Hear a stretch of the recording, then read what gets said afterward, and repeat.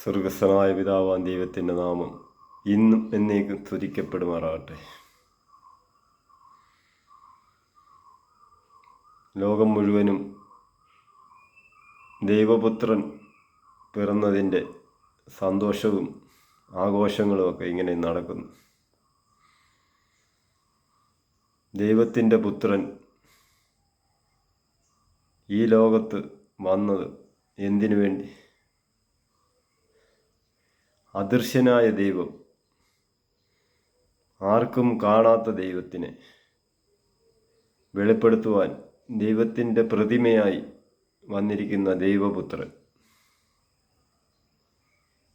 എന്താണ് അതിൻ്റെ പദ്ധതി ദൈവത്തിലുള്ളത്?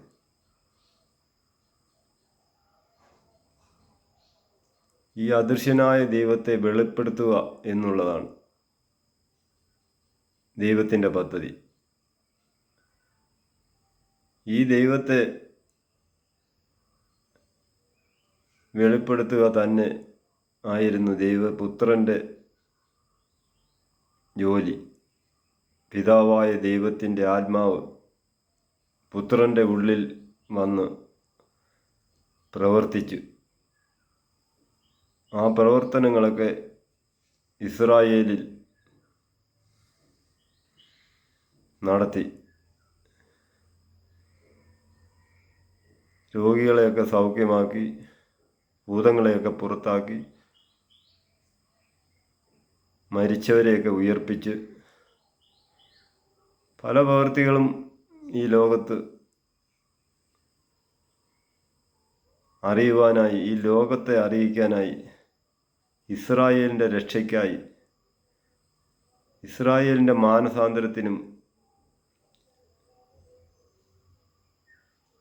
അവരുടെ പാപമോചനത്തിനും വേണ്ടിയാണ് ദൈവപുത്രൻ ഇസ്രായേലിൽ ജനിച്ചത്. പക്ഷെങ്കിൽ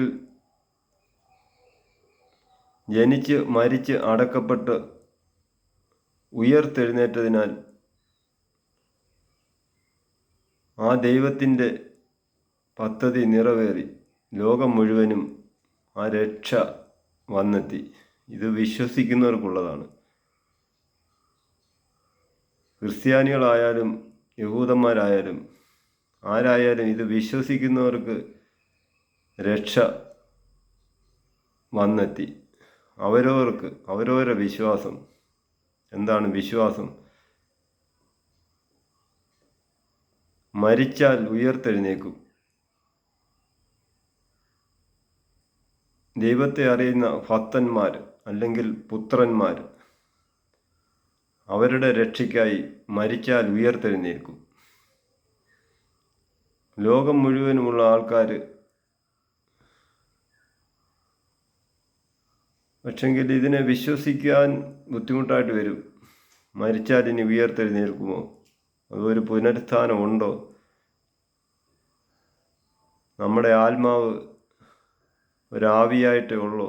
അതോ ഉയർത്തെഴുന്നേറ്റ് ദൈവത്തിൻ്റെ ആ പദ്ധതി, ദൈവപുത്രൻ മരിച്ചിട്ട് ഉയർത്തെഴുന്നേറ്റ് നമുക്ക് തെളിവായി നിൽക്കുന്നു.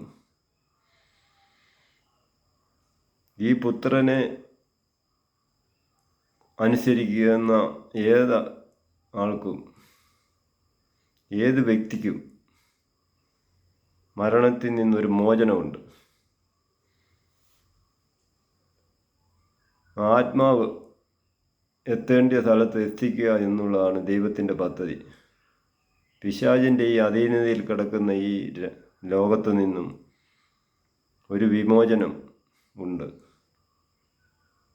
അതിലേക്ക്, ആ പദ്ധതിയിലേക്ക് പ്രവേശിക്കുവാൻ ഒരിക്കലും ഈ ലോകത്തെ പ്രഭുവായ പിശാച് സമ്മതിക്കത്തില്ല. അവൻ ആരെയും ദൈവത്തിലേക്ക് കടത്തരുത്, ആ ദൈവത്തിൻ്റെ പദ്ധതിയിലേക്ക് പ്രവേശിക്കരുത് എന്നുള്ള അവൻ്റെ ആ തന്ത്രത്തിൽ മനുഷ്യർ 90% ആൾക്കാരും കുടുങ്ങിക്കിടക്കുന്നു. ആ ദൈവരാജ്യത്ത് എത്താതിരിക്കാൻ വേണ്ടി അവൻ പല കെണികളും ഉണ്ടാക്കി അവൻ്റെ രാജ്യത്ത്, അവൻ്റെ ഇരുട്ടായ രാജ്യത്തേക്ക് കൊണ്ടുപോകുന്നു. ആ പിശാചിന് ഇനിയും രക്ഷയില്ല. അതുകൊണ്ട് അവൻ പലരെയും തെറ്റിച്ച് ആ ഇരുട്ടിൻ്റെ രാജ്യത്തേക്ക് കൊണ്ടുപോവാണ്. ആ പദ്ധതിയിൽ നിന്നും നമുക്കൊരു മോചനം വരണമെങ്കിൽ നമ്മൾ ഈ ദൈവപുത്രനിൽ വിശ്വസിച്ച് ഈ ദൈവപുത്രൻ്റെ പാത പിന്തുടരണം. മരിച്ചാലും ഉയർത്തെഴുന്നേൽക്കും. ഇനി ഭക്തന്മാരാ മരിച്ചിട്ടുണ്ടെങ്കിൽ കർത്താവിൻ്റെ വരവ് ആ ദിവസം അവരുയർത്തെഴുന്നേൽക്കും. ഇപ്പോൾ ജീവിക്കുന്ന ഭക്തന്മാരായാലും പുത്രന്മാരായാലും ആ ദൈവത്തിൻ്റെ പുത്രനിൽ പിന്തുടരുന്ന ഏതാളും രൂപാന്തരം പ്രാപിച്ച് ആ മരിച്ചവരുടെ കൂടെ ആ ഉയർത്തെഴുന്നേറ്റ ആൾക്കാരുടെ കൂടെ മധ്യാകാശത്ത് എടുക്കപ്പെടും എന്നുള്ള വചനം പുതിയ നിയമത്തിൽ എഴുതിയിട്ടുണ്ട്. പക്ഷെങ്കിൽ ആ ദൈവത്തിൻ്റെ പദ്ധതിയിൽ പ്രവേശിക്കണം എന്നുണ്ടെങ്കിൽ ആ ദൈവപുത്രൻ്റെ പാത പിന്തുടരുക തന്നെ വേണം. ദൈവത്തിൻ്റെ വചനങ്ങൾ അനുസരിക്കണം.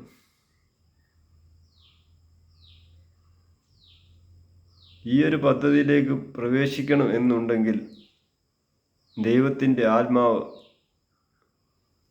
ആ ദൈവപുത്രനെ സ്വീകരിച്ചു കഴിയുമ്പോൾ ആ ദൈവത്തിൻ്റെ ആത്മാവ് അവൻ്റെ ഉള്ളിൽ അവന് നടക്കേണ്ട വഴികളെ കാട്ടിക്കൊടുക്കും. പക്ഷെങ്കിൽ ഈ ലോകപ്രകാരം ലോകത്തിൻ്റെ നന്മകൾ അനുഭവിച്ച് ഈ ലോകപ്രകാരം അതേ ജീവിതം നയിക്കുന്നവർക്ക് ദൈവത്തിൻ്റെ ആത്മാവിൽ പ്രവേശിക്കുവാൻ അല്ലെ ദൈവത്തിൻ്റെ ആത്മാവ് അവൻ്റെ ഉള്ളിൽ പ്രവേശിക്കത്തില്ല. ദൈവവുമായിട്ട് നല്ല ബന്ധത്തിൽ നടക്കണം. എങ്കിൽ തന്നെ നമുക്ക് ആ ദൈവമായിട്ടുള്ള ബന്ധം നടന്നെങ്കിൽ മാത്രമേ നമുക്ക് ആത്മാവിൻ്റെ ആ ശക്തി നമുക്ക് അനുഭവിക്കാൻ പറ്റത്തുള്ളൂ. അതിനാൽ നമ്മൾ വചനങ്ങൾ വായിക്കണം, അതനുസരിക്കണം വായിക്കുന്നത്. പണ്ടെങ്ങാണ്ടോ എഴുതി വച്ചിരിക്കുന്ന സംഭവങ്ങളാണ്. അതിപ്പോഴും നിവൃത്തിയാകുമോ ഇല്ലയോ എന്ന് മനുഷ്യർക്ക് പലർക്കും സംശയമാണ്. അതുതന്നെയല്ല, ദൈവത്തിൽ ആശ്രയിച്ചാൽ ദൈവം നടത്തുമോ എന്നുള്ള ഒരു ഭയം. ലോകത്തെ ആശ്രയിച്ചാൽ ലോകത്തിൽ പല ആഡംബരങ്ങളും അനുഭവിച്ച് പല നന്മകളും അനുഭവിച്ച് ലോകപ്രകാരം ജീവിക്കുന്നു. പക്ഷെ ദൈവത്തിൻ്റെ പദ്ധതിയോ ദൈവരാജ്യത്ത് ഈ ആത്മാവിനെ നഷ്ടപ്പെടുത്താതെ ദൈവരാജ്യത്ത് എത്തണം എന്നുള്ളതാണ് ദൈവത്തിൻ്റെ പദ്ധതി. ഇതിലേക്ക് പ്രവേശിക്കുവാൻ ദൈവം എല്ലാവരെയും ക്ഷണിക്കുന്നു. ദൈവരാജ്യത്തിൻ്റെ വാതിലുകൾ തുറന്നു കിടക്കുന്നു. അതുകൊണ്ട് ദൈവത്തിൻ്റെ വചനങ്ങൾ അനുസരിക്കുക. ആത്മാവിനെ കളയാതെ നിത്യ ജീവനിലേക്ക്, ആ നിത്യത, കോടാനുകോടി വർഷം ജീവിച്ചാലും തീരാത്ത ആ നിത്യത, ആത്മാവിനെ നഷ്ടപ്പെടുത്താതെ ദൈവത്തിൻ്റെ പദ്ധതിയിലേക്ക് പ്രവേശിക്കണം. ഈ ലോകത്ത് എന്തു കഷ്ടം വന്നാലും ആ ദൈവത്തിൻ്റെ പദ്ധതിയിൽ പ്രവേശിക്കണം എന്നുള്ളതാണ് ദൈവത്തിൻ്റെ വചനം നമ്മളെ പഠിപ്പിക്കുന്നു. ഈ ക്രിസ്മസുമായി ബന്ധപ്പെട്ട് പലരും പല രീതിയിലും പിരിവുകൾ നടത്തിയും പൈസ ഉണ്ടാക്കുന്നു, പല രീതിയിൽ ആഡംബരം കാണിക്കുന്നു. ഇതൊക്കെ ഈ ലോകത്ത് നിന്ന് പിശാചിൻ്റെ ഈ അധീനതയിൽ കിടക്കുന്ന ഈ ലോകത്ത്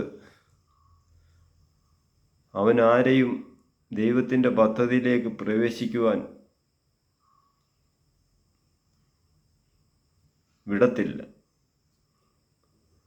പല ആഡംബരങ്ങളും കാണിച്ച്, പല നന്മകളും കാണിച്ച് അവൻ്റെ രാജ്യത്തേക്ക് കൊണ്ടുപോകാനേ നോക്കത്തുള്ളൂ. ദൈവാത്മാവ് ഉള്ളിൽ വരുമ്പോൾ ആ ദൈവത്തിൻ്റെ പദ്ധതികൾ എന്താണെന്ന് മനസ്സിലാക്കുവാൻ കഴിയും. ആഘോഷങ്ങളോ കൂടുതൽ പ്രചരണങ്ങളോ ഒന്നുമല്ല. ഹൃദയത്തിൽ ദൈവത്തിൻ്റെ പുത്രനെ സ്വീകരിക്കുക. ആ പുത്രൻ നമുക്ക് വേണ്ടി ആണ് മരിച്ചത്. നമ്മുടെ പാപങ്ങൾക്ക് വേണ്ടി മരിച്ച് അടക്കപ്പെട്ട് ഉയർത്തെഴുന്നേറ്റിരിക്കുന്നു. ആ പുത്രനിൽ വിശ്വസിക്കണം. എന്ത് കഷ്ടങ്ങൾ വന്നാലും, എന്ത് പ്രയാസം വന്നാലും ആ പുത്രനിൽ കൂടെ, ആ പുത്രനെ ഉയർത്തെഴുന്നേൽപ്പിച്ച ആ പ്രപഞ്ച സൃഷ്ടാവായ ആത്മാവായ ദൈവം നമ്മളും മരിച്ചാലും ഉയർക്കപ്പെടും എന്നുള്ള വിശ്വാസത്തോടെ നമുക്ക് ജീവിക്കാം എന്ന് പറഞ്ഞുകൊണ്ട് നിർത്തുന്നു. Praise the Lord.